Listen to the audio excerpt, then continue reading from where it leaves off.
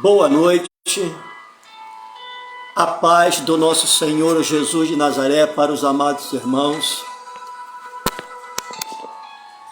Já há muito tempo que eu não ministrava uma palavra aqui na sala da minha casa.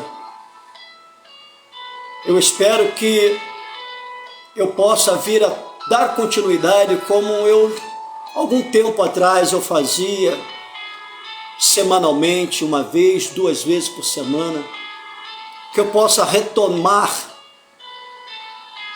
essa graça. A paz para o meu irmão, a paz para minha irmã, a paz para você, meu ouvinte. E se você quiser também, você pode me acompanhar depois lá no meu canal no YouTube, onde eu tenho ali dezenas de centenas de mensagens dos mais variados temas, principalmente temas que falam a respeito do Apocalipse, de coisas muito sérias que nós estaremos para viver muito em breve. Mas só que a mensagem de hoje, a palavra de hoje, eu vou falar, como sempre falo, do Senhor Jesus Cristo. Eu não gosto de falar sobre este mundo, eu não gosto de falar sobre este século, não gosto de falar sobre esta terra. Eu gosto de falar de Jesus Cristo, eu gosto de falar da cruz de Jesus Cristo, eu gosto de falar sobre o céu, o novo céu, a nova terra, eu gosto de falar sobre o Espírito Santo, eu gosto de falar sobre Deus Pai, eu gosto de falar sobre o inferno. Esses são os temas das palavras que eu sempre estou ministrando. Eu não gosto de falar sobre esta terra, até porque, como o Senhor diz ali em Apocalipse capítulo 21, no verso 1, que o Senhor haverá de fazer um novo céu e uma nova terra. E como de costume, hoje eu vou falar sobre a segunda pessoa da Trindade, vou falar sobre o nosso Cristo, o nosso Salvador, o meu Salvador, o teu Salvador, o nosso Salvador. Eu vou falar do Cristo da cruz, eu vou falar do Cristo antes da cruz, e também eu vou falar do Cristo após a cruz. É o único Cristo, mas ele viveu esses 3 momentos. Ele viveu como homem antes da cruz. Ele viveu como homem no momento da cruz. E ele viveu como Deus, já não mais na figura do homem, após a cruz.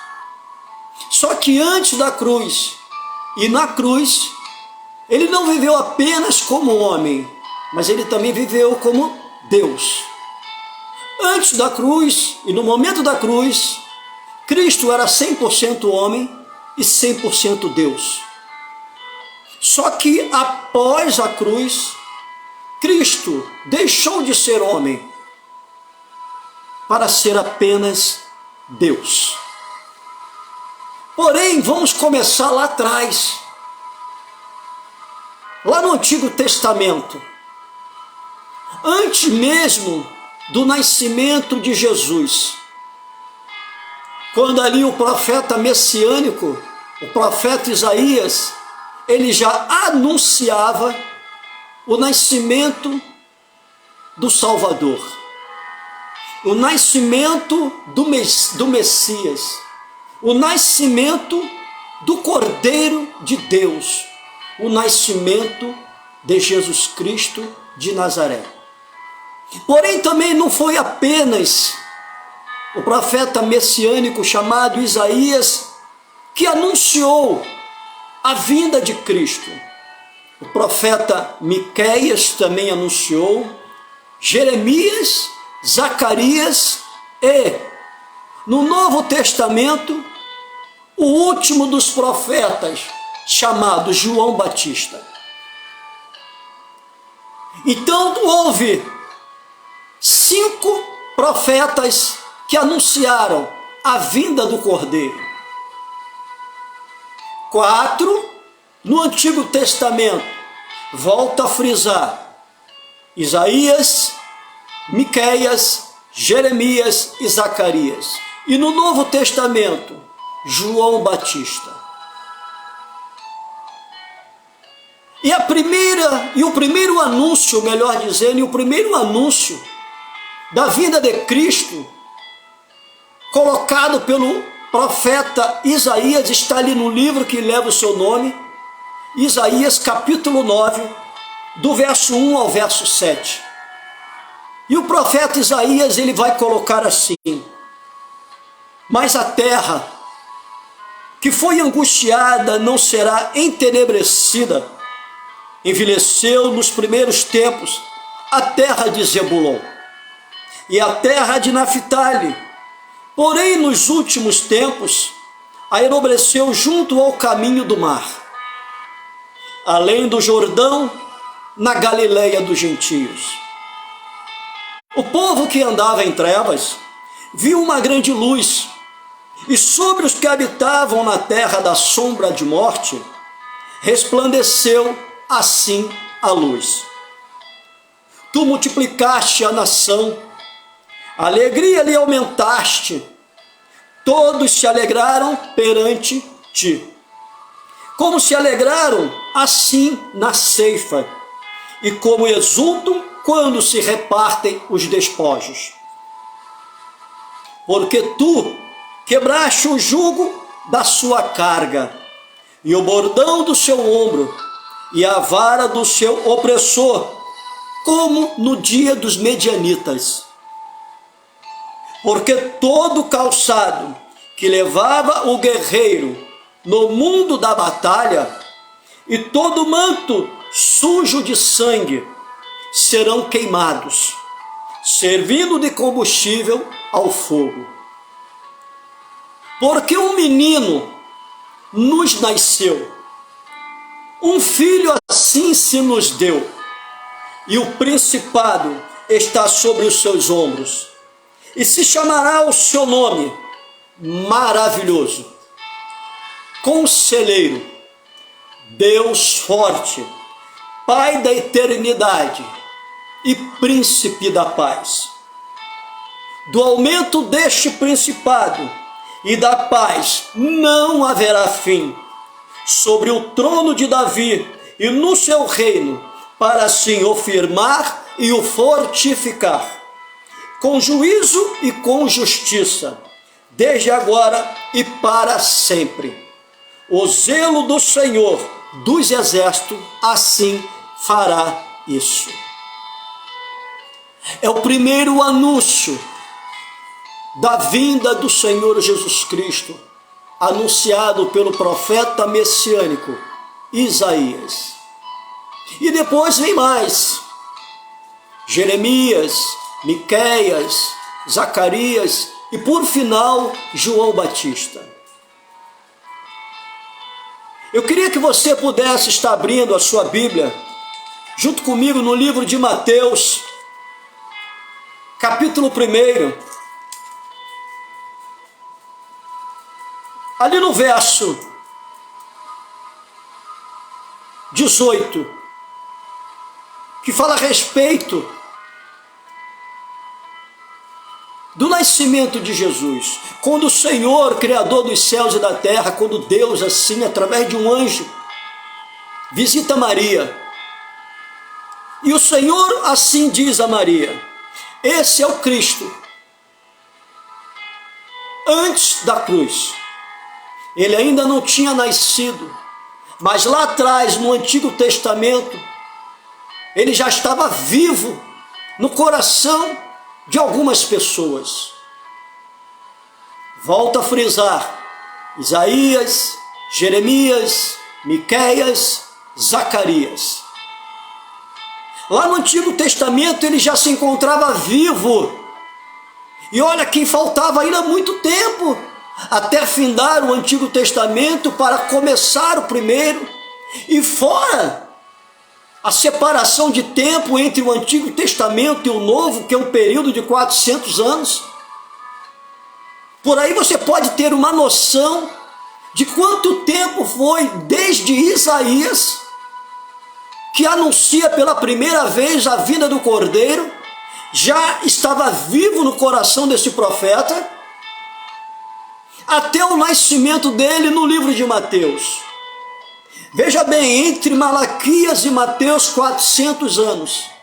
Entre Isaías e Malaquias, mais tantas centenas de anos. Deu uma faixa mais ou menos de 1000 anos. Um milênio, desde o primeiro anúncio do nascimento de Cristo. Quando feito pela primeira vez pelo profeta Isaías. E depois foi assim arrolado por outros mais profetas. E chegando ali já no Novo Testamento, ainda não tendo nascido, porém ainda anunciado pelo Senhor, pelo Criador dos céus e da terra, pela a primeira pessoa da Trindade, por Deus Pai, Deus usa um anjo para vir até a terra e assim anunciar a Maria que ela haveria de gerar um filho. E esse seria chamado de o Filho de Deus, que se daria como na qualidade do segundo Adão, porque o primeiro Adão pecou, e por motivo do pecado do primeiro Adão no Éden, nós fomos levados ao pecado, fomos levados à morte, fomos levados a muitas coisas que, caso não houvesse o pecado do primeiro Adão, nós não seríamos levados. Viveríamos eternamente, sem provar o dano da primeira morte. Talvez não envelheceríamos,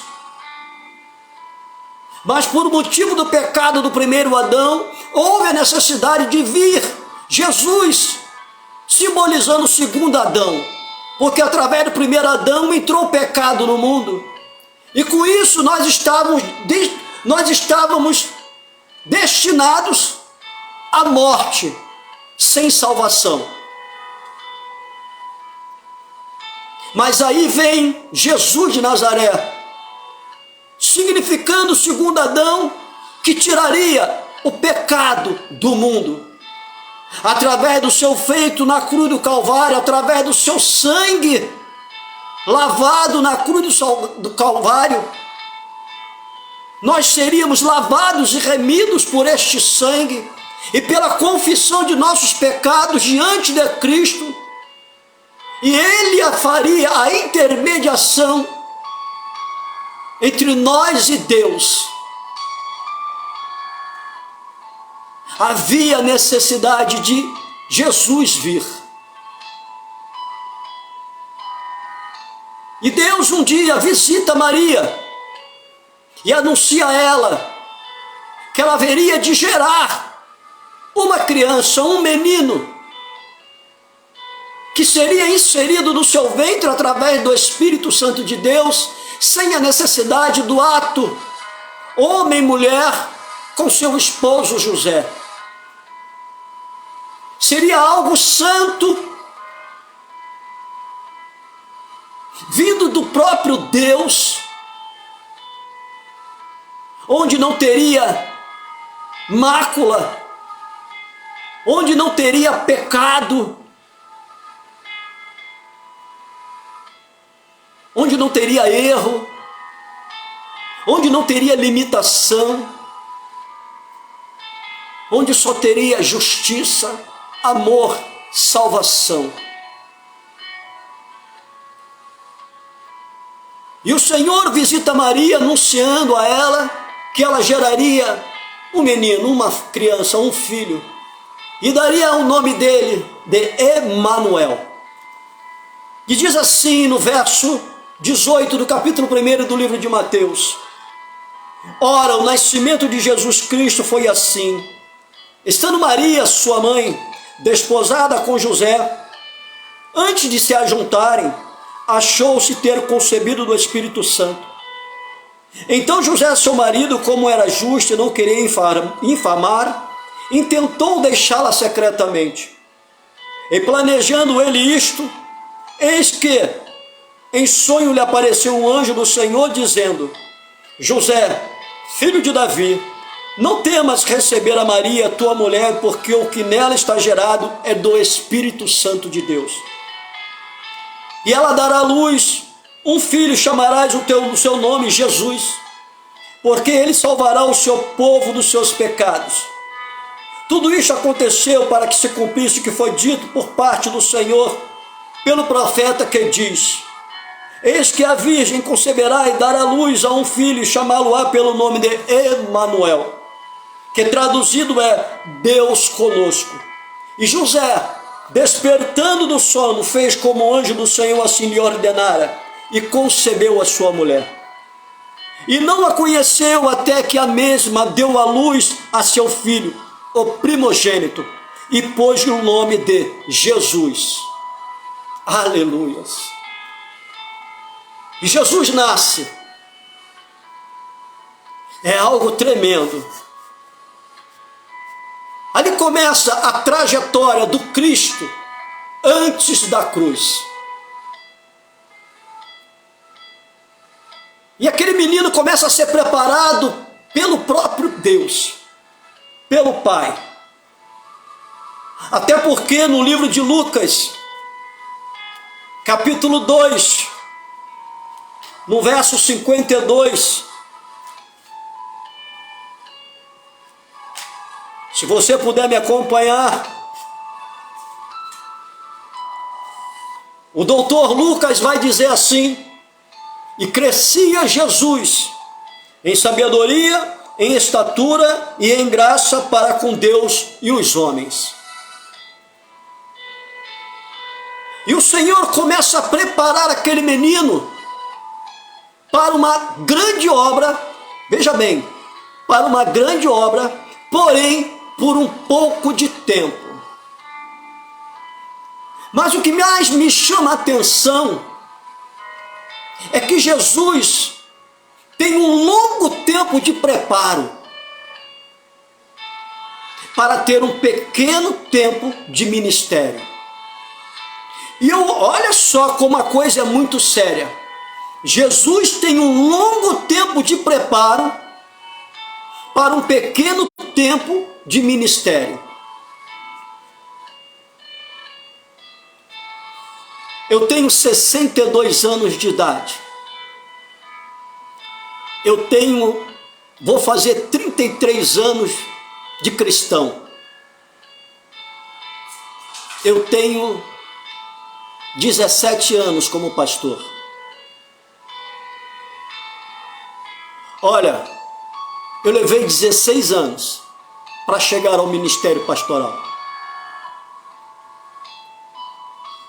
Sabe o que mais me chama a atenção nos dias atuais? Isso é o que mais me preocupa. São as pessoas que entram no Evangelho hoje e em muito pouco tempo, mas em muito pouco tempo mesmo, você olha, já é um pastor, já é um missionário, um possível bispo, um presbítero. Jesus levou 30 anos se preparando para ter um ministério de 3 anos. Veja bem, Deus preparou o seu próprio filho 30 anos e deu a ele um ministério muito curto, como homem na terra, de 3 anos. Aí você olha para a igreja hoje, para o evangelho hoje, você olha para o mundo cristão hoje, e você vai ver que homens ainda nem amadureceram na palavra, já estão lá em cima.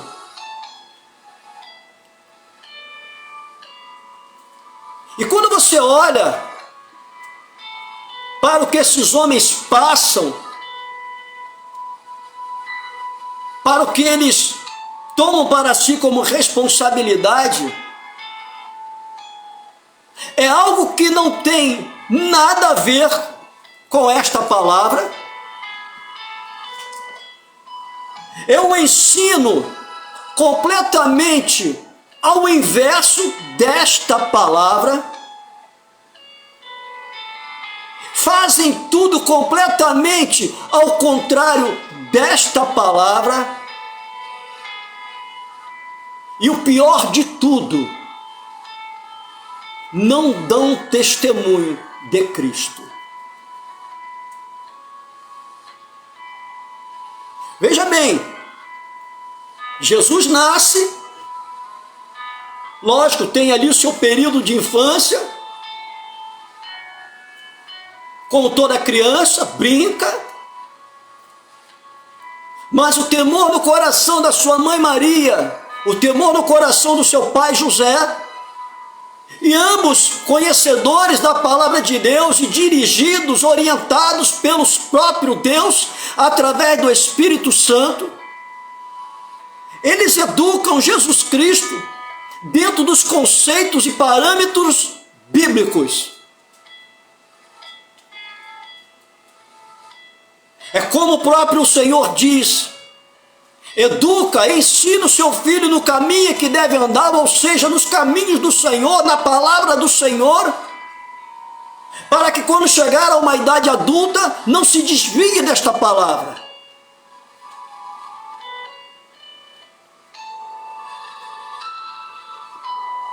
Foi isso que Maria, foi isso que José, dirigido por Deus através do Espírito Santo, fez. E além da educação que Maria e José passaram para Jesus, o próprio Cristo tinha também a direção de Deus. Jesus Cristo era educado pelos seus pais terrenos. Porém, ele era orientado, educado espiritualmente, dentro de conhecimento, por Deus Pai. Enquanto Maria e José faziam seu papel como pai e mãe terreno, Deus fazia o papel dele como pai espiritual. E Cristo, como também fazendo o seu papel como filho terreno e como filho de Deus. Cada um fazendo a sua parte. Os pais terrenos, o Pai celestial, o Filho terreno e o Filho celestial. Cada um fazendo a sua parte. E como o doutor Lucas fala, volta a frisar, no capítulo 2 do livro de Lucas, verso 52, que Jesus crescia em sabedoria, em estatura e em graça, a ponto de um belo dia, após estar sumido de seus pais num período de 2 dias, ou seja, possíveis 48 horas, onde ali Maria e José procuravam Jesus desesperadamente, e andando pelas ruas da cidade, procurando ao seu filho, procurando Jesus de Nazaré, sem saber por onde Jesus andava, por onde ele se encontrava. Em um belo momento eles passam pela porta do templo e eles encontram Jesus. Jesus tinha 12 anos, uma criança uma criança. E o que Jesus estava fazendo ali naquele lugar? E justamente no templo, ele estava ensinando aos sábios da sua época. E os sábios da sua época aprenderam com um menino.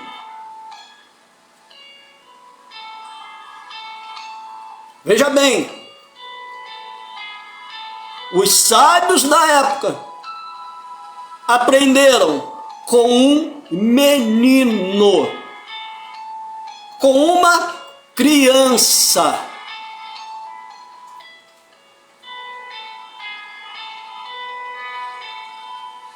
Isso é muito sério. E nós vemos hoje os líderes que acham que já sabem de tudo. Como é que pode, né? Eles acham que eles já sabem de tudo, não precisam aprender mais nada. Não querem nem mesmo receber um conselho de uma pessoa menor do que eles. Com raríssimas exceções, hoje um pastor, um evangelista, um missionário, um bispo, um presbítero, quer receber uma orientação de uma ovelha bem humilde, que senta lá atrás da igreja, ou do porteiro da sua igreja, porque eles já acham que eles sabem demais. E os seus súditos, as suas ovelhas, não têm a mesma sabedoria que eles, não sabem nada, somente eles.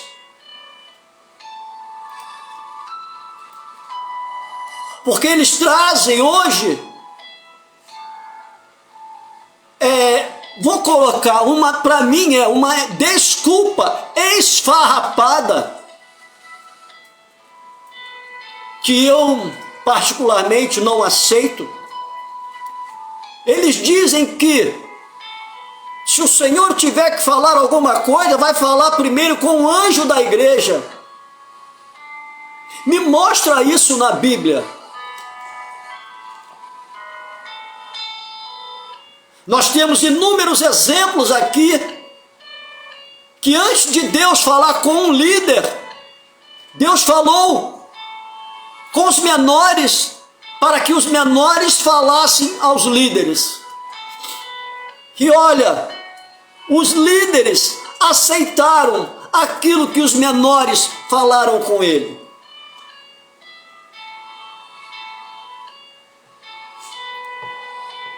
Nós temos o caso de Jetro com Moisés. Por que Deus não falou diretamente com Moisés para ele separar 12 príncipes das tribos, para que cada um liderasse uma tribo e outorgasse a eles autoridade para liderar aquelas tribos? Mas Deus primeiro falou a quem? Falou com Jetro. E Jetro foi até quem? A Moisés. Quem era o líder? Moisés. E Moisés aceitou aquela palavra de Jetro e separou 12 príncipes, 12 líderes, e assim os comissionou à liderança de cada tribo. Naamã, por que Deus não falou diretamente no coração de Naamã que ele tinha que mergulhar no Rio Jordão? Mas Deus, mais uma vez, no Novo Testamento, Deus usou um menino, uma criança, Jesus aos 12 anos.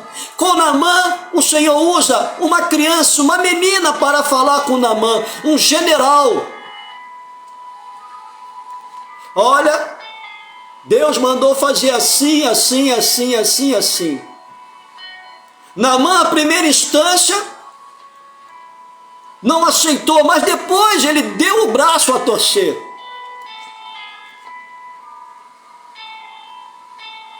Só que nos dias atuais, os líderes, eles acham que eles são, desculpe a palavra chula, que eles são os tais,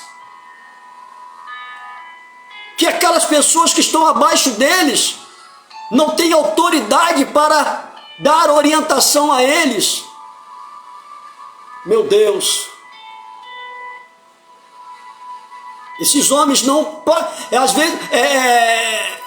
vezes, por muitas vezes, eu comentando com a minha esposa, eu falava para ela: minha filha, será que a Bíblia desses homens é diferente da nossa? Que tipo de Bíblia que esses homens estão lendo?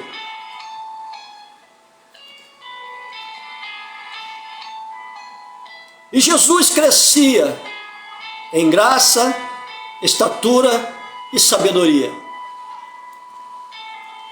E quando Maria e José ali encontram a Jesus Cristo, Jesus estava ensinando aos sábios da época, com apenas 12 aninhos, e os sábios se alimentavam dos ensinamentos de Jesus, de uma simples criança. E Jesus vai crescendo, e vai crescendo na graça de Deus, com sabedoria, e vai ficando formoso, e vai crescendo em estatura, e a sabedoria do Espírito Santo vai enchendo aquele menino, e já não é mais um menino, é um rapaz, e deixa de ser um rapaz para se tornar um homem.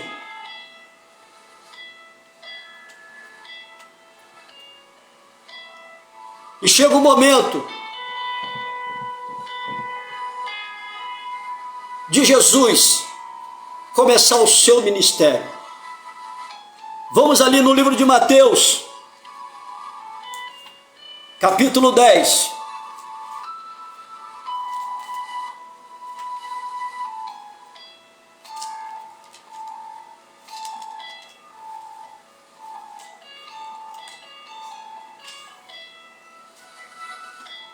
Aleluias!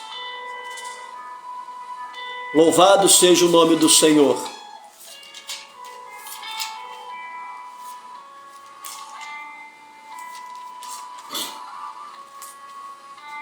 E ali no capítulo 10 que fala a respeito dos 12 e a sua missão.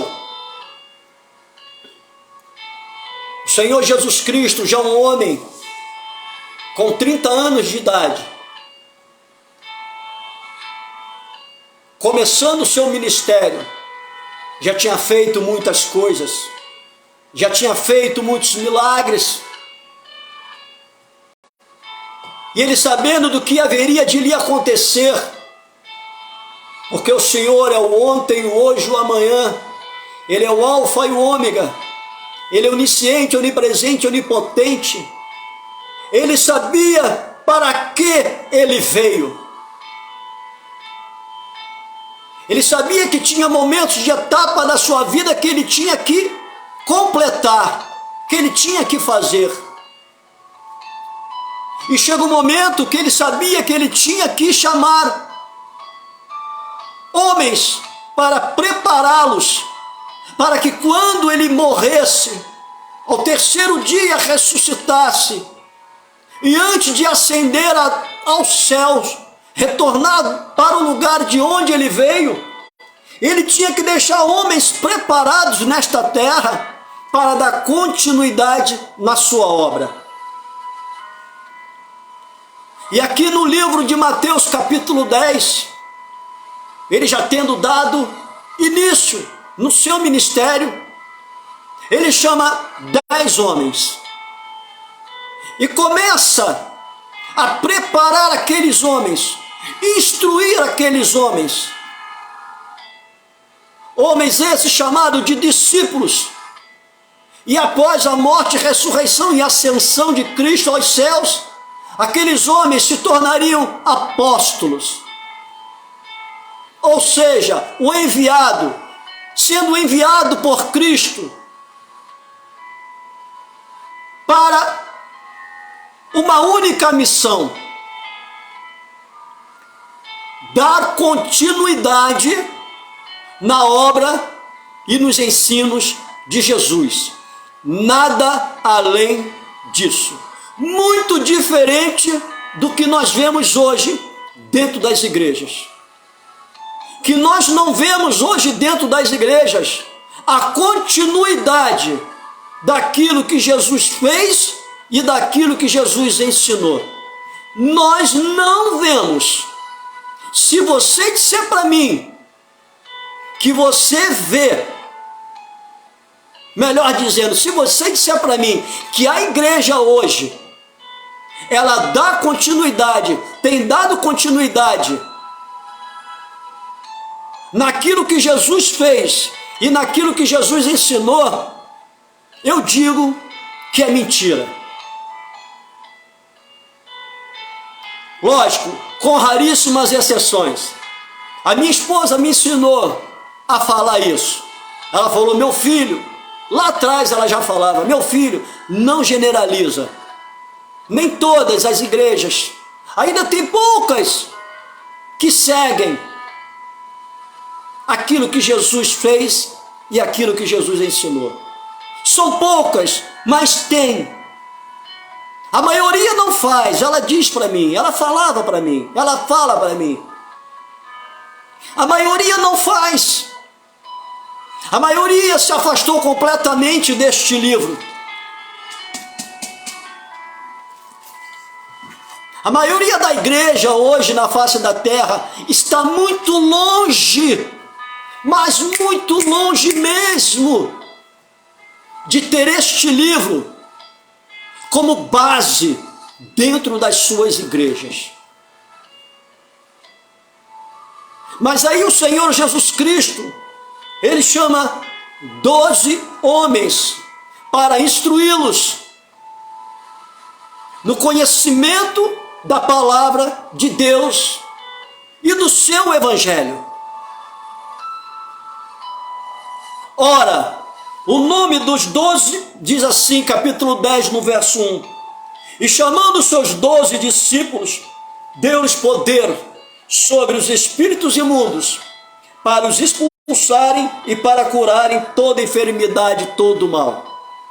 Ora, o nome dos 12 apóstolos são esses: o primeiro, Simão, chamado Pedro, e André, seu irmão, Tiago, filho de Zebedeu, e João, seu irmão, Filipe e Bartolomeu, Tomé e Mateus, o publicano, Tiago, filho de Alfeu, e Lebeu, apelidado Tadeu, Simão, cananita, e Judas Iscariotes, o mesmo que assim o traiu. E o Senhor dá a primeira missão para esses homens. E o Senhor, no momento em que Ele dá esta missão para esses homens, o Senhor diz para aqueles homens o que eles tinham que fazer. Volto a dizer, o Senhor chama 12 homens, dá uma primeira missão para aqueles homens, e diz para aqueles homens o que eles tinham que fazer. A partir desse momento, o Senhor, Ele se coloca na qualidade de professor, de um mestre, porque mestre é aquele que ensina, é aquele que passa tudo aquilo que ele conhece. E no período de 30 anos, Deus foi o mestre de Cristo na figura humana. E passou todo o conhecimento para Cristo como homem. Porém também era 100% Deus. Mas chega um momento na vida de Jesus que ele deixa de ser um discípulo para se tornar um mestre. Até então, Cristo era um discípulo do Pai. um aprendiz do Pai. E ele deixa essas características quando ele chama os 12 homens para se tornar mestre deles, Rabi. E ele diz assim para aqueles homens: Jesus enviou esses 12 e lhes ordenou, dizendo: não ireis pelo caminho das gentes, nem entrareis em cidade de samaritano. Você pode ver isso também ali no livro de Lucas, capítulo 9, no verso 1 ao 3. Porém, ides antes as ovelhas perdidas da casa de Israel. Meu Deus, a gente não vê isso. A gente não vê. É a primeira ordenança do Senhor para a igreja. O Senhor manda a igreja ir. O Senhor não manda a igreja ficar. O Senhor manda eu ir, manda você ir, nos manda ir. O Senhor manda a igreja dele na terra ir. As ovelhas perdidas da casa do Pai. O Senhor não manda que nós ficássemos dentro da igreja, entre quatro paredes, um teto e um punhado de cadeiras ou bancos que venha a ser, para fazer as aberrações que hoje se fazem dentro da igreja.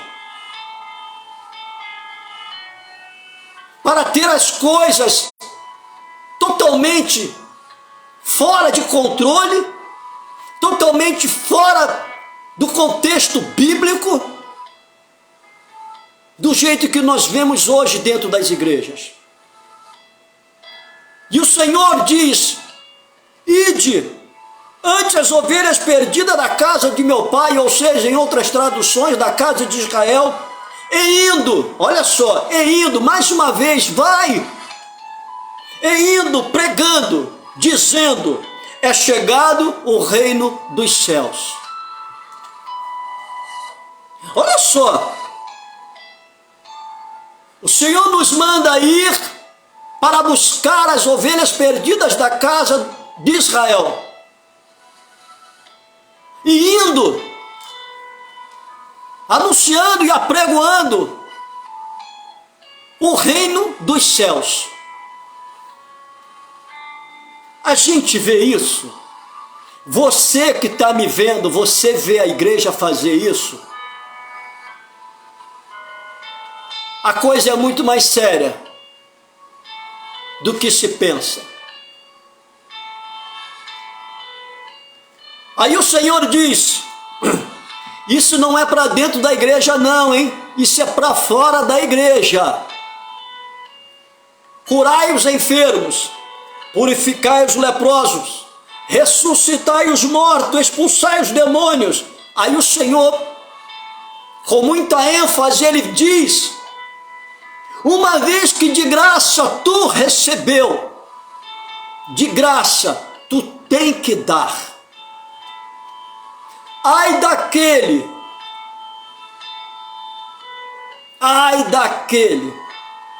que cobra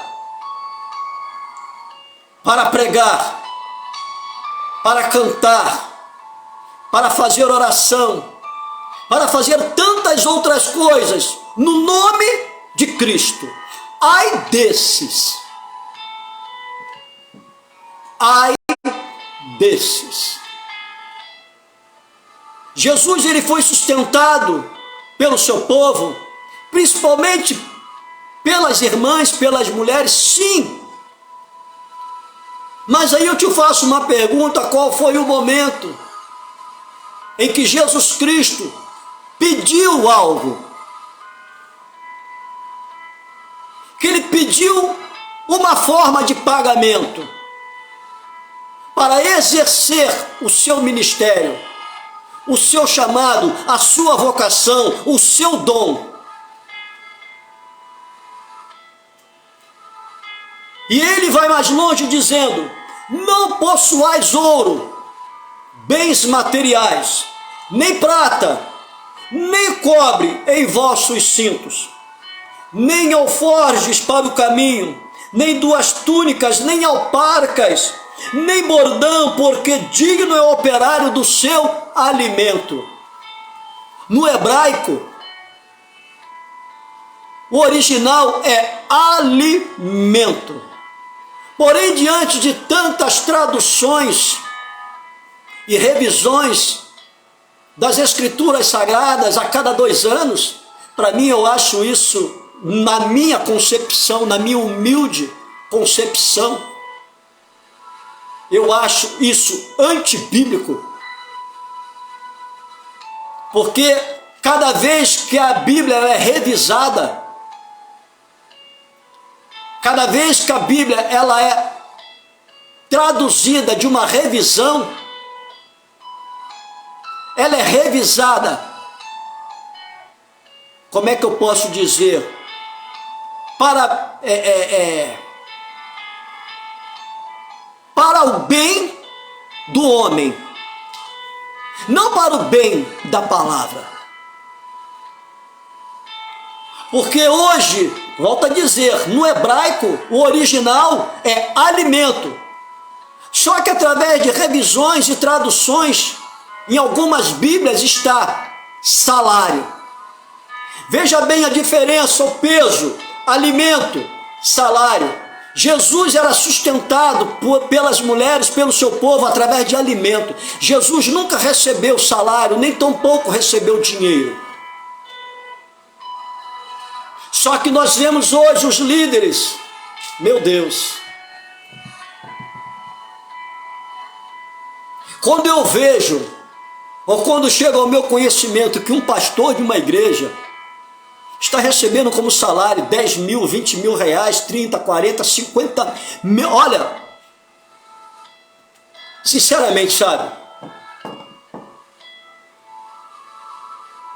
tem pastores aí que recebem entre 10 mil e 50 mil reais por mês para dirigir um ministério.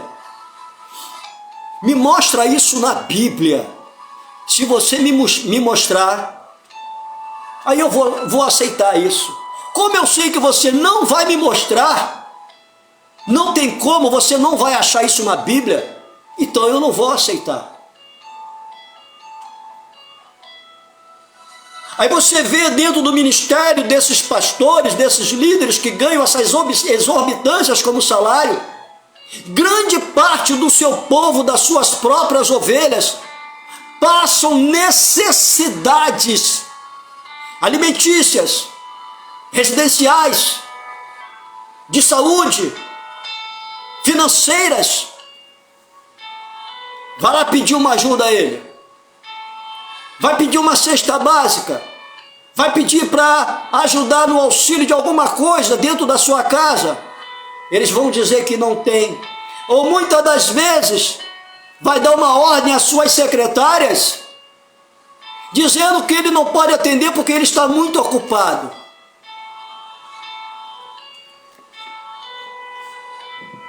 Meu Deus. E em qualquer cidade ou aldeia em que entrardes, procurai saber quem nela seja digno, e hospedai-vos até que vos retirei.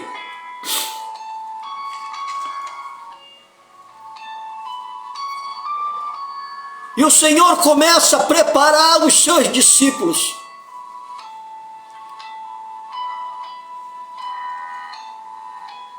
E o Senhor leva 3 anos preparando os seus discípulos.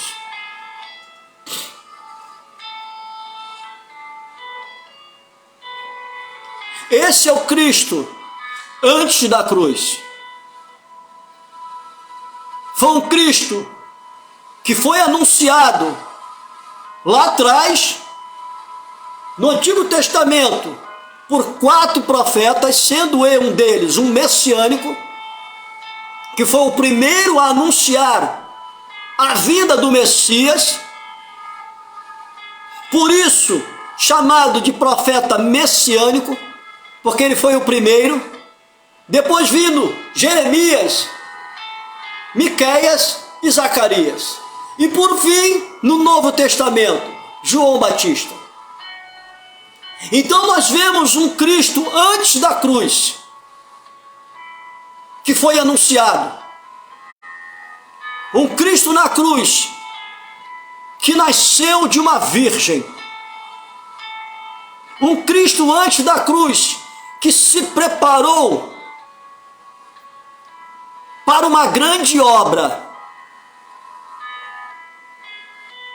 E um Cristo que viveu esta grande obra, preparando outros discípulos. Então veja bem, Jesus em nenhum momento ele parou. Jesus em nenhum momento ele cessou de aprender e de ensinar. Em todo o tempo, ele se preparava e ensinava.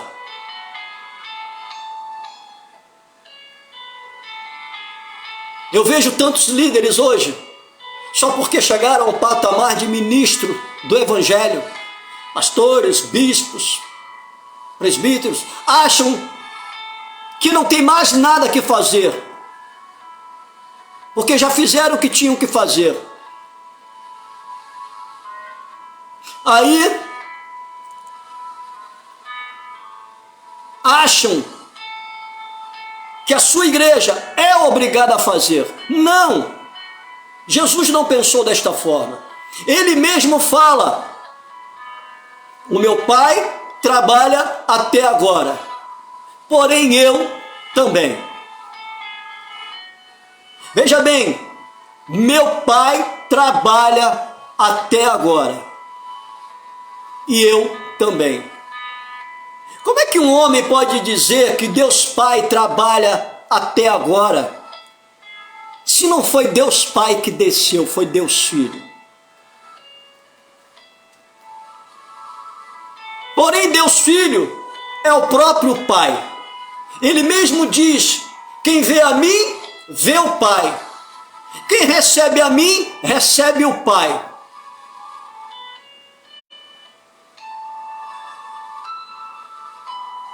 Jesus Cristo em nenhum momento ele se cansou, mesmo que muitos dos seus discípulos descansaram, melhor dizendo, se cansaram,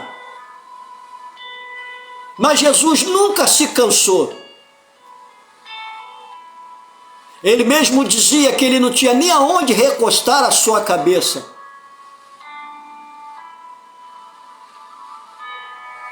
As aves têm ninhos, os lobos têm os seus covis, as raposas têm os seus covis, mas o Filho do Homem não tem aonde recostar a sua cabeça. Essas são as palavras de Jesus.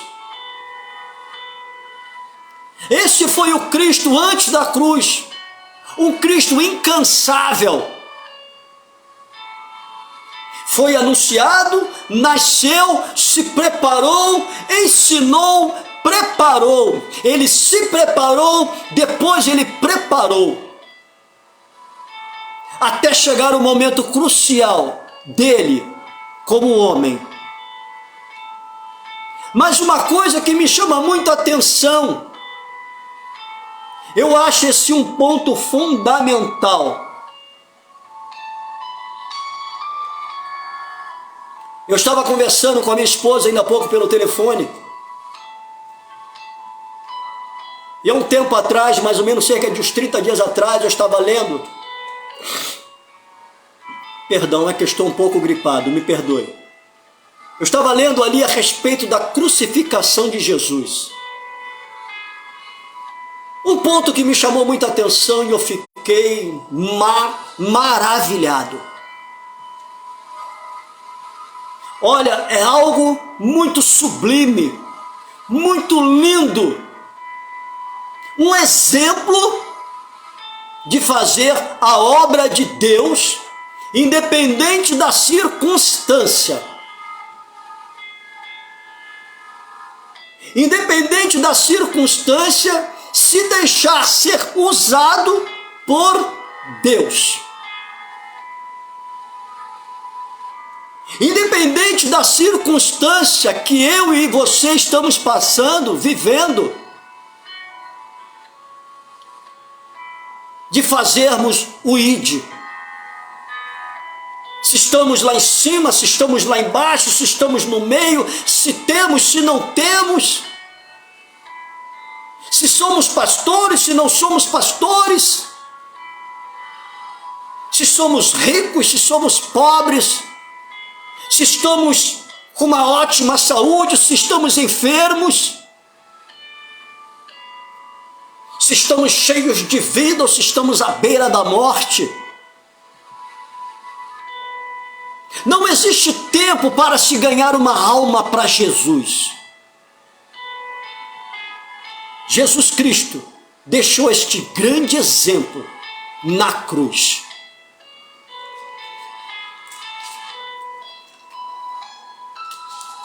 Abra comigo a sua Bíblia no livro de Mateus.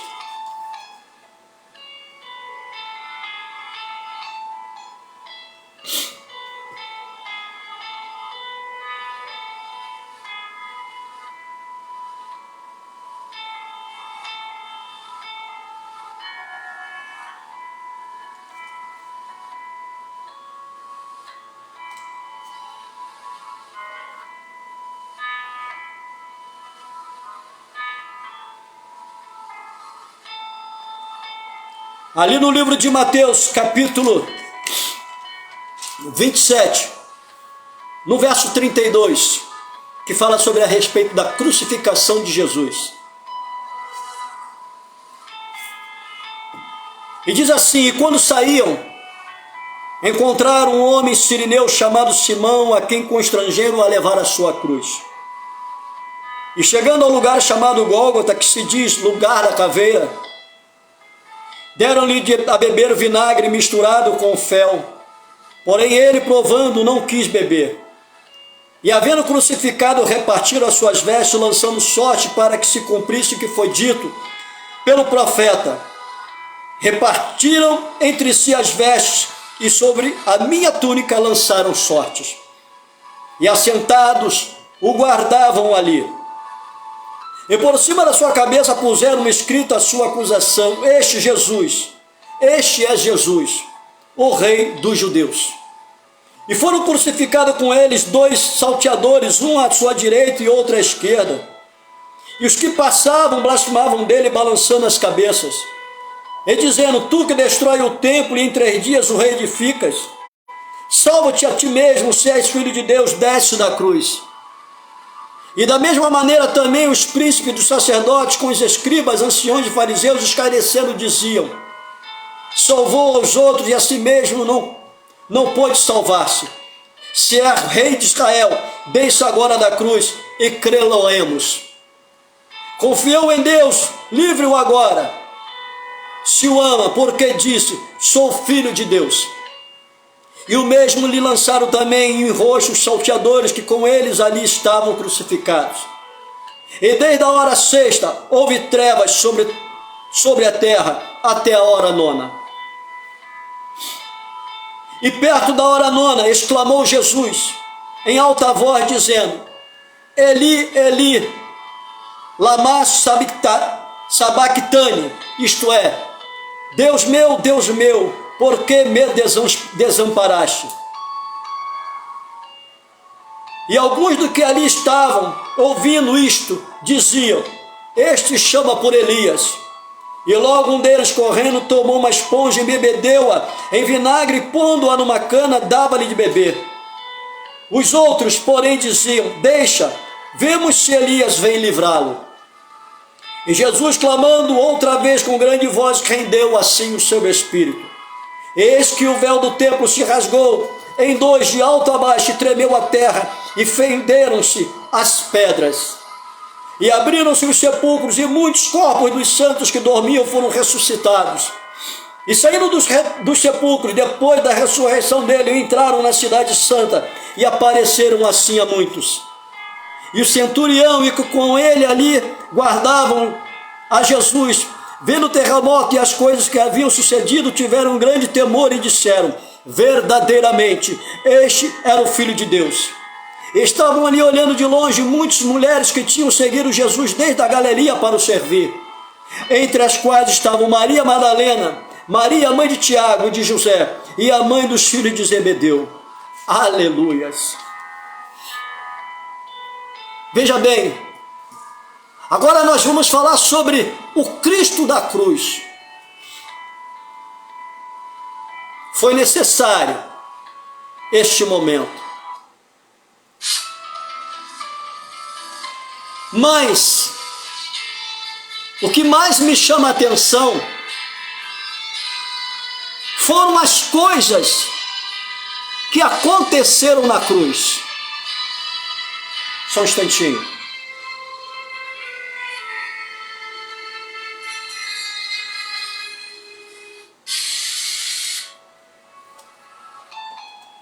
Perdão.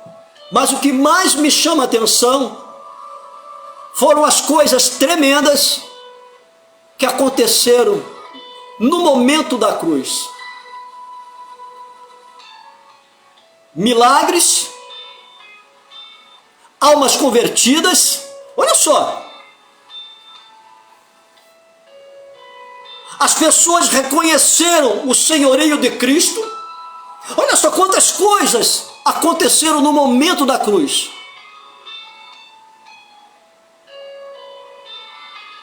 A solidão de Cristo,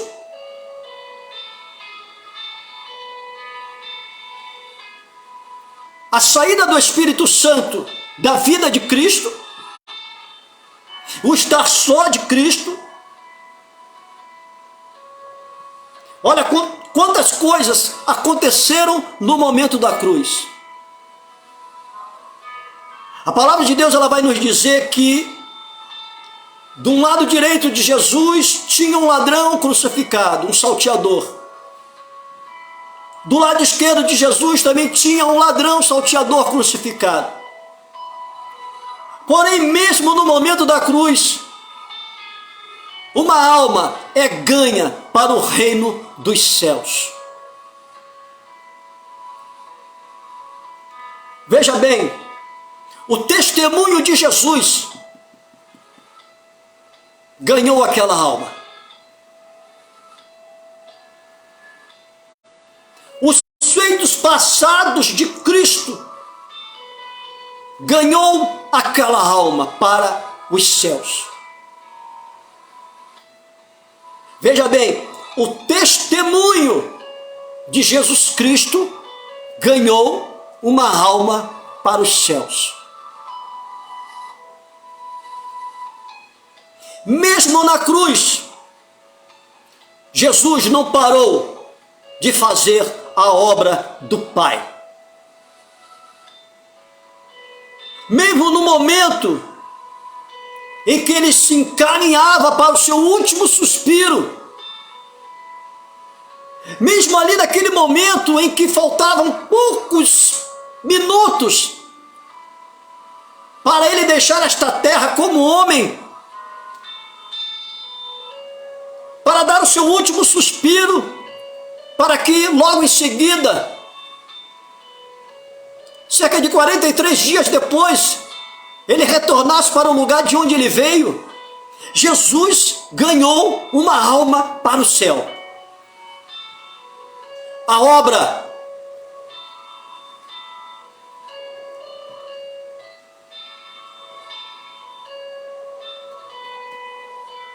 é sem palavras. Eu poderia parar a pregação aqui, eu poderia parar essa mensagem aqui, que não precisaria falar mais nada. O que Jesus fez na cruz foi sem palavras, sem palavras. Poderíamos finalizar aqui essa mensagem.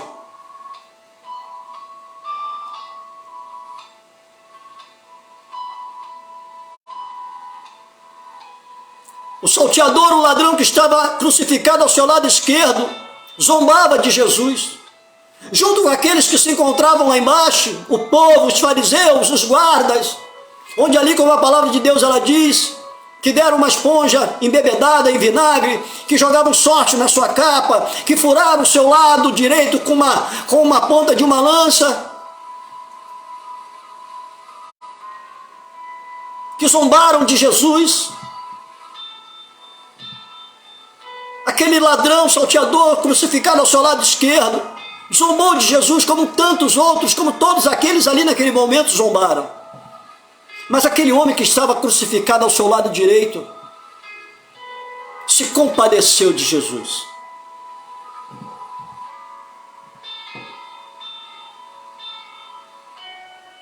Ele reconheceu o senhorio de Cristo.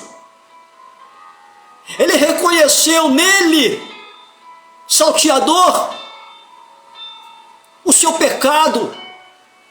Mas ele, olhando para Cristo, ele reconheceu o senhorio de Cristo. É como se ele olhasse para si, olhasse para Cristo, olhasse para si, olhasse para Cristo. Ele pôde ver ali uma grande diferença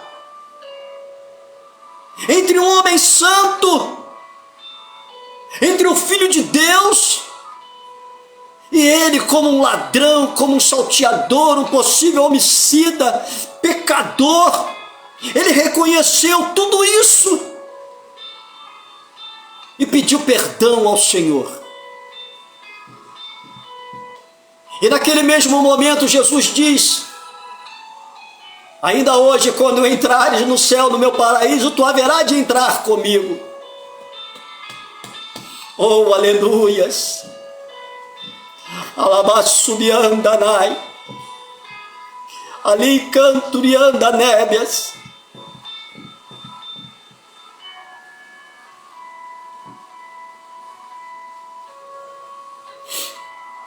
Na cruz houve uma grande obra. Na cruz houve um grande feito. Na cruz, no momento da cruz, um nome foi escrito no livro da vida. No momento da cruz, antes do Senhor Jesus dar o seu último suspiro, houve festa nos céus por uma alma que se arrependeu. E olha, que em nenhum momento a Bíblia vai dizer que Jesus evangelizou ou um ou outro. O ganho daquela alma foi pelo simples fato daquele homem reconhecer quem era Cristo, pelo seu testemunho. Aleluias! É tremendo, é tremendo.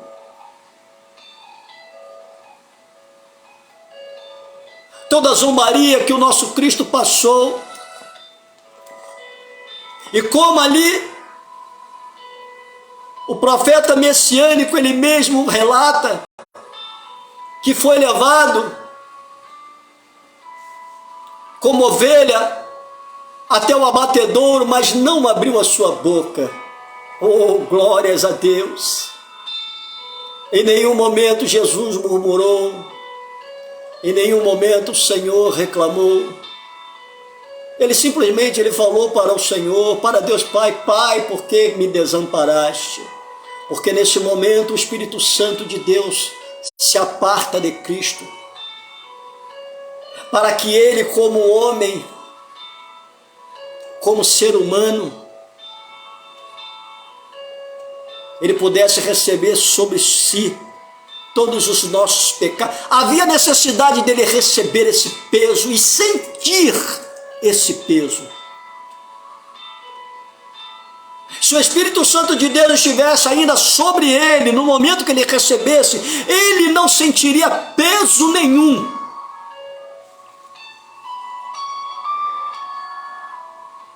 Foi necessário o Espírito Santo de Deus sair, se apartar de Jesus, para que ele pudesse sentir o peso de todos os nossos pecados, de todas as nossas enfermidades.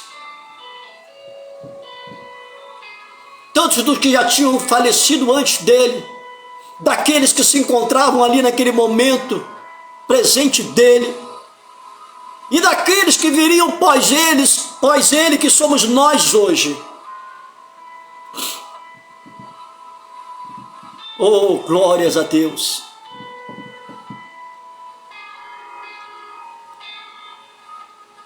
E a Bíblia vai dizer que o Senhor diz: Eli, Eli, lama sabachthani, Deus meu, por que me desamparaste? Ali o Senhor tira o Espírito Santo de Deus, de Jesus, faz com que o Espírito Santo de Deus se aparte de Cristo, e Deus vira as costas para o seu Filho. Da mesma forma que Ele deu o seu Filho por amor a nós, Ele vira as costas para o seu Filho também por amor a nós, para que seu Filho recebesse sobre si todos os nossos pecados, enfermidades, tudo aquilo que não presta na vida humana. Nesse momento Jesus recebeu sobre a sua vida humana, e ali Jesus dá o seu último suspiro.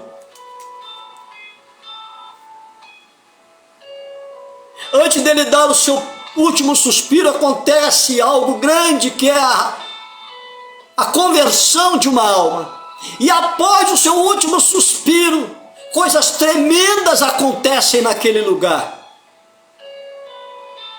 O véu é rasgado de cima para baixo, ou seja, Deus Pai rasga o véu do céu para a terra. Aleluias! Naquele momento, Deus abria a oportunidade de nós termos acesso direto a Ele, através do seu Filho Jesus Cristo de Nazaré. Glórias a Deus! Oh, louvado seja o teu nome, meu Deus! Santo, rianda, nebe, alabanto e alabaçuierbe, anagandou.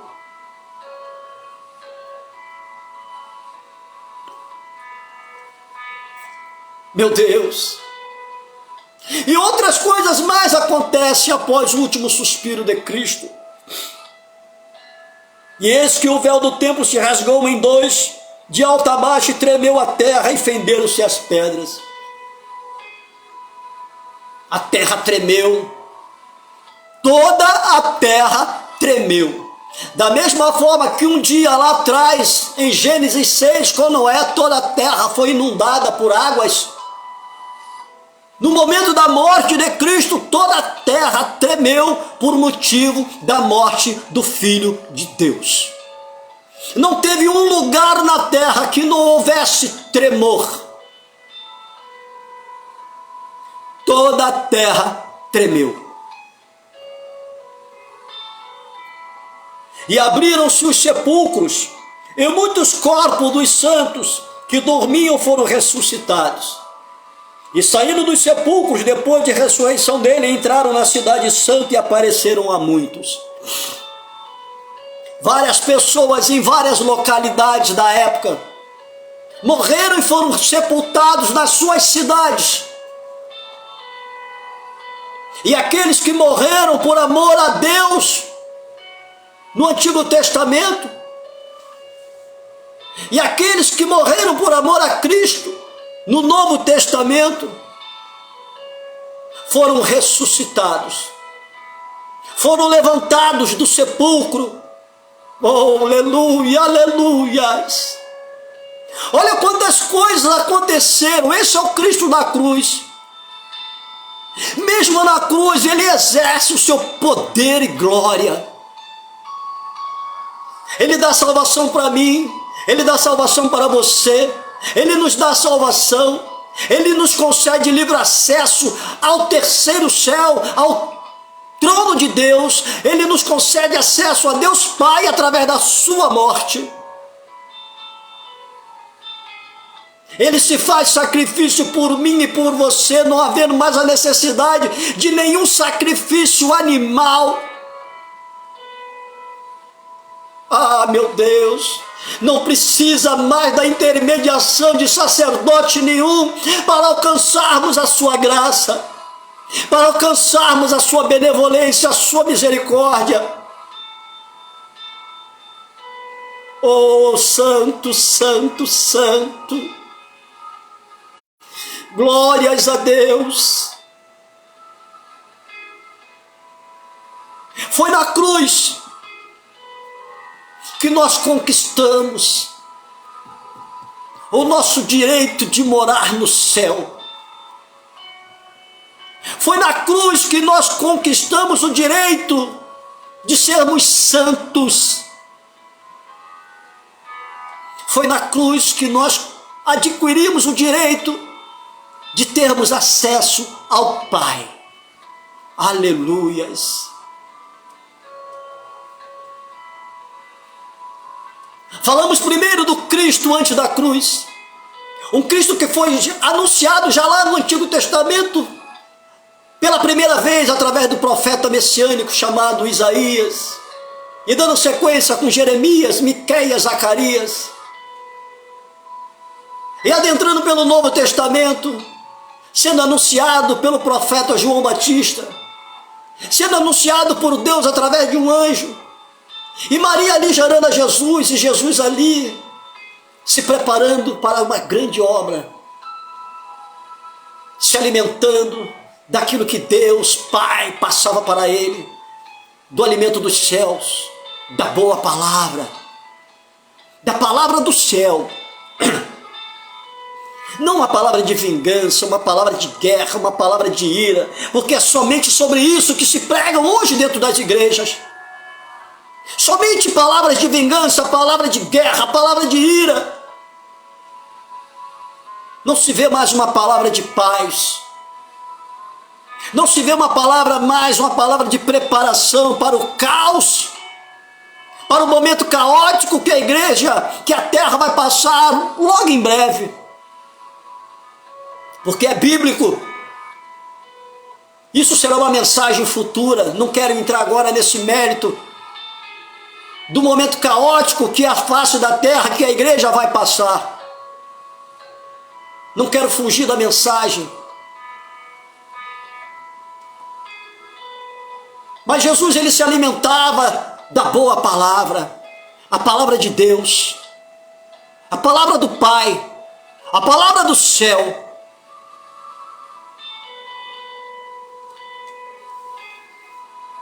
E depois que ele recebe toda a instrução,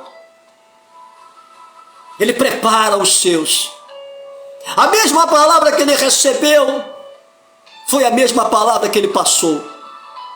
Ele foi um homem obediente, porque ele recebeu do Pai, e aquilo que ele recebeu do Pai, ele passou para os seus discípulos.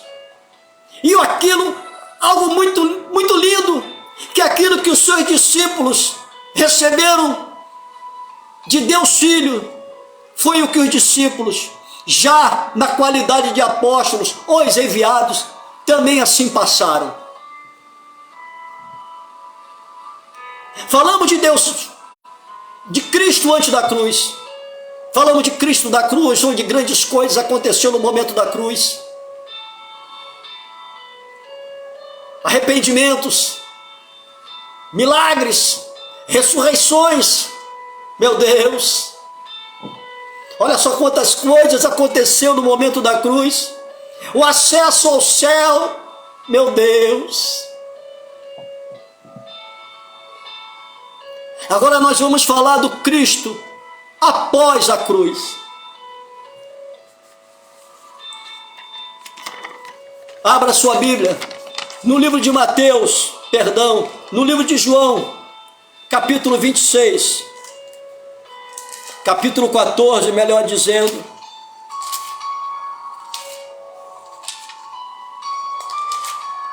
Do verso 26.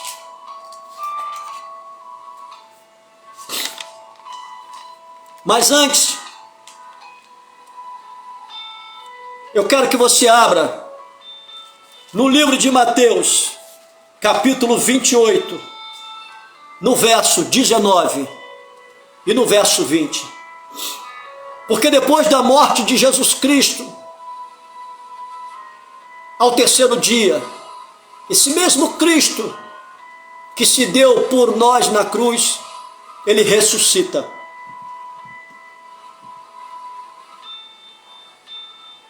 E após duas mulheres, Maria Madalena e a outra Maria, tendo ido até o sepulcro, buscar o corpo de Jesus para assim sepultá-lo, chegando lá, a pedra do sepulcro não estava no seu lugar devido. E elas adentram por dentro daquele lugar, e chegam no interior do sepulcro, não veem mais o corpo do mestre. E elas se entristecem a ponto de cair em lágrimas. E saem daquele lugar entristecidas, em lágrimas, pensando que alguém tinha roubado o corpo do seu mestre. Até que de repente diante delas aparecem dois anjos e pergunta a elas: por que do choro, por que das lágrimas? E elas ali para aqueles dois anjos, elas respondem: viemos buscar o corpo do nosso mestre e não o encontramos, o corpo dele não se encontra ali. E os anjos trazem uma alegria ao coração daquelas duas mulheres. E diz assim: e no fim do sábado, quando já despontava o primeiro dia, Mateus capítulo 28, fala sobre a ressurreição, verso 1. E no fim do sábado, quando já despontava o primeiro dia da semana, Maria Madalena e a outra Maria foram ver o sepulcro. E eis que houveram um grande terremoto, porque um anjo do Senhor, descendo do céu, chegou removendo a pedra da porta e sentou-se sobre ela. E o seu aspecto era como um relâmpago, e as suas vestes brancas como a neve. E os guardas, com medo dele, ficaram muito assombrados e como mortos. Porém o anjo respondendo disse às mulheres: não tenhas medo, pois eu sei que buscai a Jesus que foi crucificado.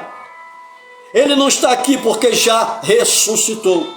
Como havia dito, vinde, vede o lugar onde o Senhor jazia. E depois imediatamente dizei aos seus discípulos que já ressuscitou dentre os mortos. E eis que ele vai adiante de vós para Galileia. Ali assim o vereis. Eis que o vou-lo tenho dito. E saindo elas presurosamente do sepulcro, com temor e grande alegria, correram a anunciá-los aos seus discípulos. E indo elas a dar as novas aos seus discípulos, eis que Jesus lhes sai ao encontro, dizendo: eu assim vos saúdo. Aleluia! E elas, chegando, abraçaram os seus pés e o adoraram. Então Jesus assim lhes disse: não temais, ide dizer aos meus irmãos que vão para a Galileia, e lá sim me verão. Glórias a Deus. É tremendo. É tremendo. Ao terceiro dia, como prometido, Jesus ressuscita. Porque ele falou que mesmo que derribassem aquele templo, ele assim o reergueria em 3 dias. Mas ele não estava falando sobre o templo construído por mão de homens, pelo templo de pedra, cimento, ferro, areia, não. Ele estava falando de si. Ele é o próprio templo, ele é a própria igreja. E como dito, como prometido, ele cumpriu o que ele prometeu. Ao terceiro dia ele ressuscitou. A igreja estava viva. Na verdade, a igreja nunca morreu. Glórias a Deus. Houve a necessidade deste processo para que as pessoas pudessem crer no Filho de Deus. Porque no momento do último suspiro de Jesus, a palavra de Deus ela vai dizer que todos que ali que zombavam antes da morte de Cristo na cruz, todos zombavam dele. Mas após a sua morte, e diante de tudo que aconteceu após a sua morte, o tremor da terra, os terremotos, a terra fendendo, e ali a ressurreição dos mortos, todos creram e viram que verdadeiramente Jesus era o Filho de Deus. Então, houve muitas coisas ali, naquele momento ali, após a morte de Jesus. Não foi apenas o tremor, a ressurreição, mas também a confissão de que Jesus era o Filho de Deus, por aqueles que antes da sua morte zombavam dele. Louvado seja o nome do Senhor. E ao terceiro dia Jesus ressuscita. E quando aquelas duas mulheres vão até o sepulcro buscar o seu corpo para enterrá-lo, ali não o encontram e elas se entristecem, choram. E o anjo aparece a elas, logo em seguida Jesus aparece, e da mesma forma que o anjo colocou para elas irem, Jesus também confirma que elas vão e anuncia para os discípulos a ressurreição de Cristo, e que assim Jesus os esperava na Galileia. E uma vez estando com os seus discípulos na Galileia, onde ele tinha colocado que lá estaria, Jesus fica com aqueles homens, com o seu povo, no período de 40 dias e 40 noites. E uma coisa que me chama muita atenção: a última ordem de Cristo para o seu povo na face da terra, porém já não mais como homem, mas já como Deus. Ali ele já não era mais um ser humano, porque a carne tinha morrido na cruz, mas o Espírito sempre esteve vivo no meio de nós. A carne morreu, mas o Espírito estava vivo. Glórias a Deus, louvado seja o nome do Senhor. E o Senhor aparece para os seus discípulos em espírito. Meu Deus, coisa tremenda. E ele dá depois de tantas orientações, de tantos diálogos, de tantas conversas, de tantas indagações, Tomé, a dúvida de Tomé, e o Senhor fala: enfia o teu dedo aqui agora, apalpa aqui para você ver e tal, para que Tomé verdadeiramente acreditasse que era o Cristo ressurreto. E ali no versículo 19 e 20 do capítulo 28 do livro de Mateus, Jesus dá a última ordenança para os seus discípulos, para que eles começassem a exercitar os seus ministérios. Meu Deus! Porém, a mesma ordem para todos os 11. Apenas 11, porque Judas Iscariote já tinha tirado a sua própria vida. Então apenas ficaram 11 discípulos. Porque, como todos nós sabemos, a história, Judas vendeu Jesus por um punhado de moedas de prata. E quando Judas assim viu Jesus sendo levado pelos soldados romanos, ele se arrependeu do que ele tinha feito e tirou a sua própria vida.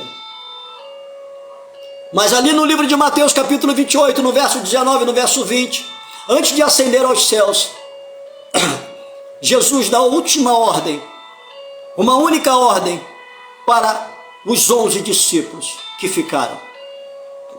E ele diz assim: portanto, ide, fazei discípulos de todas as nações, batizando-os em nome do Pai, e do Filho e do Espírito Santo, ensinando-os a guardar todas as coisas que vos tenho mandado. E eis que eu estou convosco todos os dias até a consumação dos séculos. Amém. Veja bem, 11 homens. Da mesma forma que ali em Mateus 10, o Senhor reúne 12 homens no mesmo lugar e da mesma ordem para 12 homens. Aqui no livro de Mateus, capítulo 28, no verso 19 e 20, o Senhor a mesma coisa, reúne 11 homens no mesmo lugar e dá uma única missão, uma última ordem para os 11 homens. Ele não chama um por vez e dá uma ordem para cada um, uma ordem diferente para cada um. Não, Jesus não faz isso. Por que Jesus não fez isso nem no capítulo 10 de Mateus, nem no capítulo 28 de Mateus?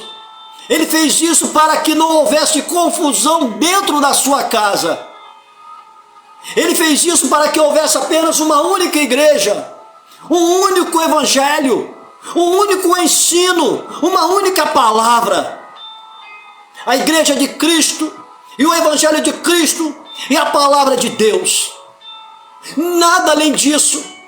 Como o apóstolo Paulo fala em Gálatas capítulo 1, no verso 8, se nós mesmos, um anjo desça do céu e vos anuncie um outro evangelho que não seja esse que tenho vos anunciado, seja anátema. E nós vemos as pessoas pregando tantas coisas que não tem nada a ver com esta palavra dentro das igrejas. Coisas que não tem nada a ver com aquilo que Jesus ensinou. Coisas que não tem nada a ver com aquilo que os profetas e sacerdotes do Antigo Testamento pregaram. A maioria das pregações dentro das igrejas hoje, lógico, com raríssimas exceções, não tem nada a ver com este livro. Não tem nada a ver com este livro.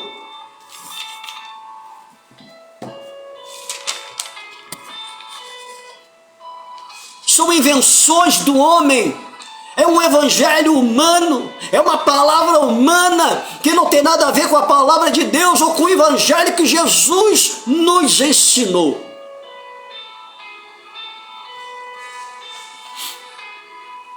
É um evangelho anátema, que não está levando ninguém a lugar nenhum. Pelo contrário, até está levando para o abismo. E quando a gente fala sobre abismo, você sabe o significado da palavra abismo: inferno.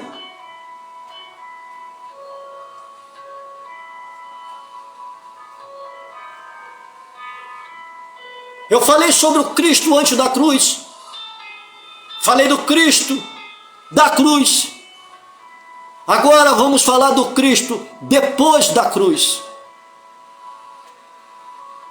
No livro de João, capítulo 14, no verso 26, o Senhor vai dizer assim: mas aquele Consolador, o Espírito Santo, que o Pai enviará em meu nome, olha só, vou repetir, mas aquele Consolador, a terceira pessoa da Trindade, o Espírito Santo de Deus, mas aquele Consolador, o Espírito Santo, que o Pai enviará em meu nome, esse vos ensinará todas as coisas e vos fará lembrar de tudo quanto vos tenho dito. Esse é o Cristo depois da cruz.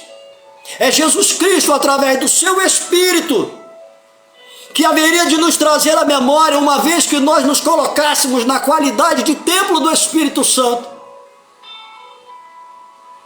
Que o Senhor, através do seu Espírito, traria a nós, a nossa memória, tudo que Ele ensinou, tudo que Ele fez.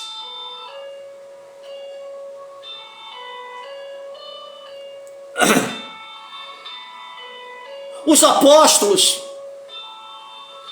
que foram discípulos de Cristo, e depois que eles começam os seus ministérios, eles foram cheios do Espírito Santo de Deus, foram templos do Espírito Santo.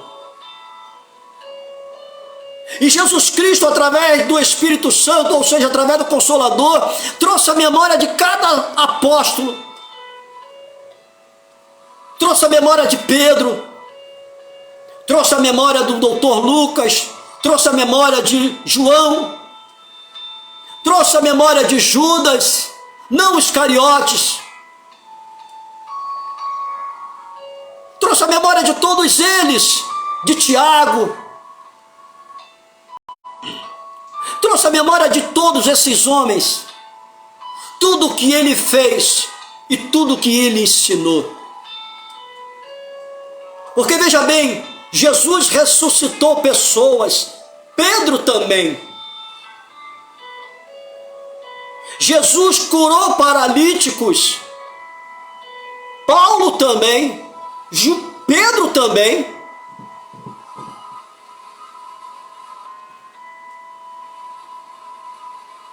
Jesus ganhou trocentos milhares de almas, os apóstolos também. Jesus abriu igrejas inúmeras. Mas aí você vai me perguntar, pastor, aí o senhor está falando heresia. Me mostra onde Jesus abriu igreja. Meu Deus, Jesus abriu a igreja no meu coração. Jesus abriu a igreja no seu coração. Jesus abriu a igreja no coração de todos quantos assim os ouviram. Jesus não abriu igreja construída por mãos humanas. Ele abriu igreja em templos construídos pelas suas próprias mãos. Ele nos fez templo do seu Espírito. Quando Cristo em vida, na qualidade de homem, cada pessoa que lhe acompanhava, ele alcançava uma terra fértil no coração, porque ele lançava uma semente, e essa semente era aceitável por quem lhe ouvia. Era uma igreja que ele abria.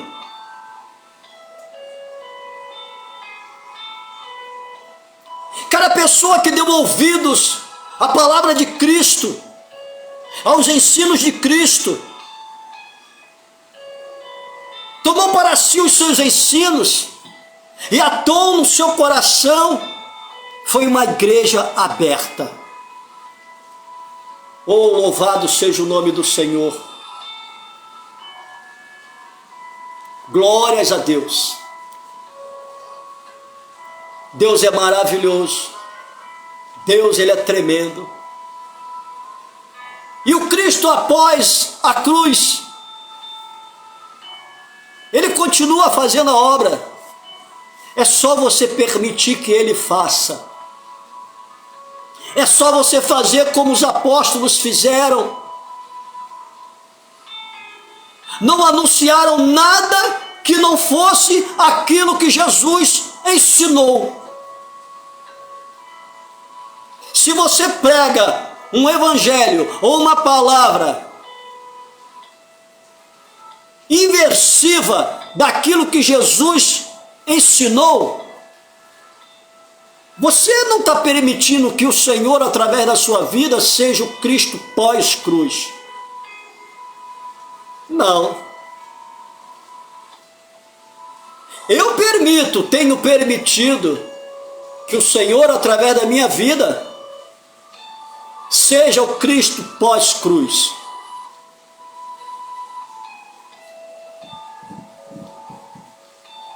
Oh Senhor.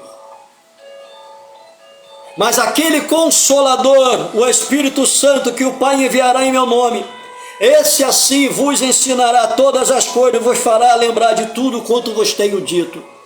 Esse é o Cristo pós-cruz.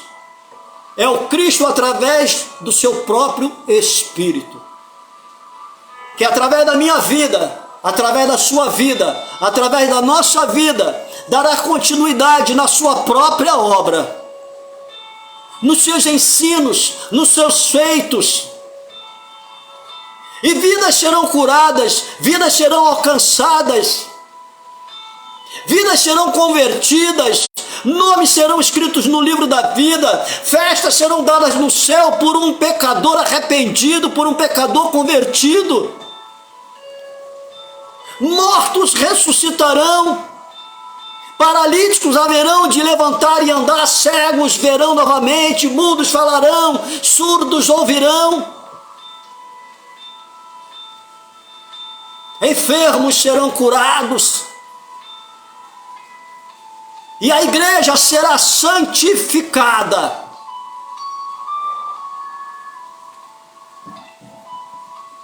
Meu Deus, o Cristo antes da cruz, o Cristo da cruz e o Cristo depois da cruz. O Cristo depois da cruz continua fazendo a obra. Oh, aleluias! Mesmo que você não queira que Ele faça, mas Ele é Deus, Ele é Cristo e Ele é Espírito Santo, e mesmo que você não aceite, Ele vai continuar fazendo a sua obra.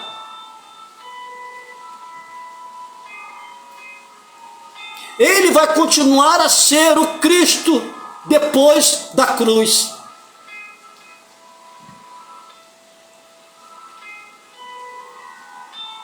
Louvado seja o nome do Senhor.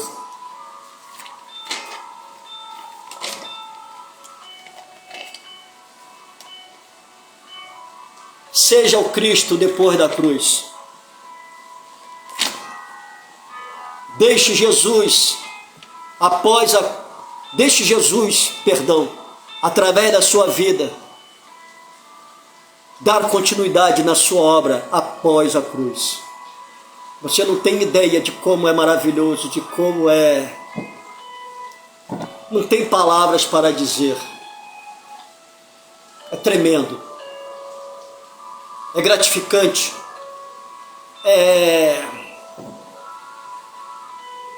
Não tem palavras. Eu amo falar de Jesus. Eu amo ser um canal do Evangelho de Cristo, da Palavra de Deus. Eu sei que eu sou pecador, eu sei que eu sou limitado, eu sei que eu erro, que eu peco, que sou frágil. Mas olha, vou falar uma coisa para você. Eu jamais vou fechar a minha boca. Eu jamais vou emprestar a minha boca, melhor, tá? Eu jamais vou emprestar a minha boca para falar aquilo que você quer ouvir. Jamais eu vou emprestar a minha boca para alegrar a tua carne, para massagear o teu ego, para mover o teu emocional. Mas eu vou emprestar a minha boca para Jesus, para que através do seu Espírito Ele possa dar continuidade na sua obra aqui nessa terra. Aleluias. Fica com essa palavra. E na semana que vem, não sei quando da semana que vem, não sei qual o dia, até porque os dias não são nossos, os dias são do Senhor. E quando Ele achar novamente da semana que vai, que começa amanhã, uma nova semana que começa amanhã, quando Ele achar que eu devo sentar aqui na sala da minha casa novamente, para ser um canal dele para a sua vida, Ele vai falar o meu coração, e eu vou me assentar aqui, e vou emprestar os meus lábios, a minha boca, para o Senhor. Mas não se esqueça, acesse o meu canal lá no YouTube. Acesse o meu canal lá no YouTube. PTOR Augusto, _. Tem também o meu Instagram, @Augusto Costa 61 Costa. Repetindo, no Instagram, @Augusto Costa 61 Costa. O meu Face é esse, que você está vendo aí. E o meu YouTube, o meu canal no YouTube é PTOR Augusto _. Ali no meu YouTube ali tem uma diversidade de mensagens, de sermãos, os mais variados temas. E o tema de hoje, como você viu no início, é o Deus da cruz, o Cristo da cruz, o Cristo antes da cruz e o Cristo depois da cruz. e que você possa ficar com esta palavra, com esta mensagem, e que você possa estar orando pelo pastor Augusto, tá bom? Pela minha família, minha esposa, missionária Neire, nossa filha Rafaela, apesar dela estarem longe de mim, né, já há um bom tempo, mas eu creio que o Senhor vai nos unir novamente. Amém? Nós carecemos das vossas orações. Que o Senhor Jesus Cristo abençoe sua vida, que o Senhor Jesus Cristo abençoe sua casa, que o Senhor Jesus Cristo abençoe sua família, que o Senhor Jesus Cristo abençoe a tua semana. Amém? Deus assim vos abençoe. Shalom Adonai. Fiquem com Deus e até a próxima mensagem.